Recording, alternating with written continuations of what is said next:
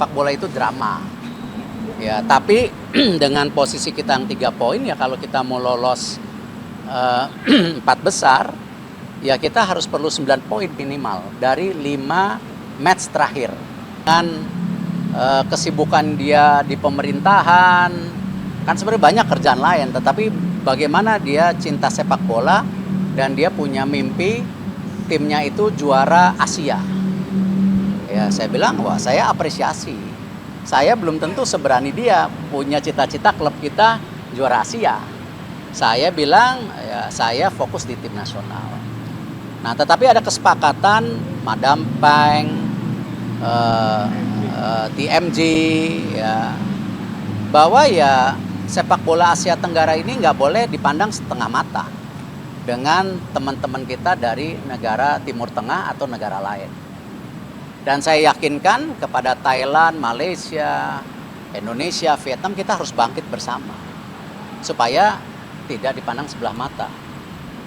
Kita ini 600 juta, ekonominya tumbuh. Jadi kalau kita serius, kita luar biasa. Dan bahkan ya kita bicara banyak dengan Australia, kemarin juga dengan Presiden Jepang saya bicara, ya kita harus meningkatkan kualitas juga regional kita yang ada di sisi sini. Ya, Jepang, China, Australia, Indonesia ini bisa menjadi satu kesatuan, sebuah peningkatan kualitas. Dan tentu dengan 8,5 ini kan hal yang positif juga, ada kesempatan kita juga gitu.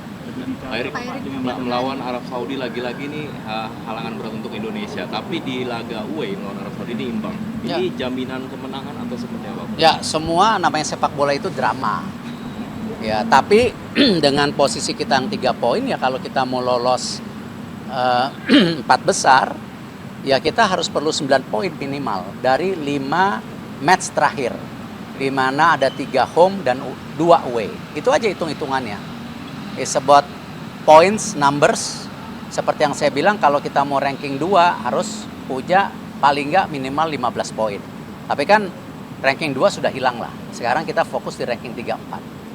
Jadi ya harus mendapat poin.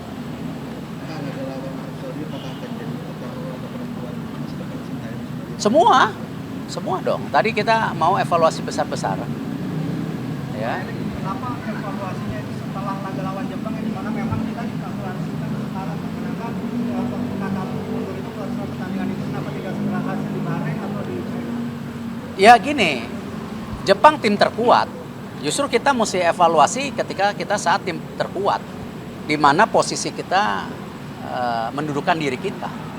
Kalau kita mau ke depan continue ranking 9 terbaik Asia, ya itu kan bisa lihat ranking ada Jepang, ada Iran. Kalau saya ngelihat Indonesia pantas di top 9 Asia. Tapi ini dengan jangka waktu yang cukup gitu. Artinya kalau kita ranking 9 ya kita harus mengukur juga kekuatan-kekuatan. Tapi kualitas pemain kita ini sama pelatih Jepang juga sudah dipuji, kualitasnya udah standar. Ini ada pemain yang main di Liga Champions, ada pemain yang Liga 1. Saya rasa tidak banyak negara di Asia punya pemain seperti kita juga sekarang, selain Jepang, selain mungkin Korea. Ya, saya rasa kalau hitung-hitungan paling banyak main di Liga Eropa dibandingkan China, dibandingkan beberapa negara Middle East, Qatar, UAE, kayaknya kita cukup banyak loh. Ya, jadi artinya kualitas kita sudah naik. Jadi ini yang saya bilang, tidak ada lagi ego individual. Ya, karena tim ini milik Indonesia, bukan milik Erick Thohir, bukan milik pelatih, bukan milik pemain. Karena standar kita sudah tinggi, ekspektasi masyarakat tinggi.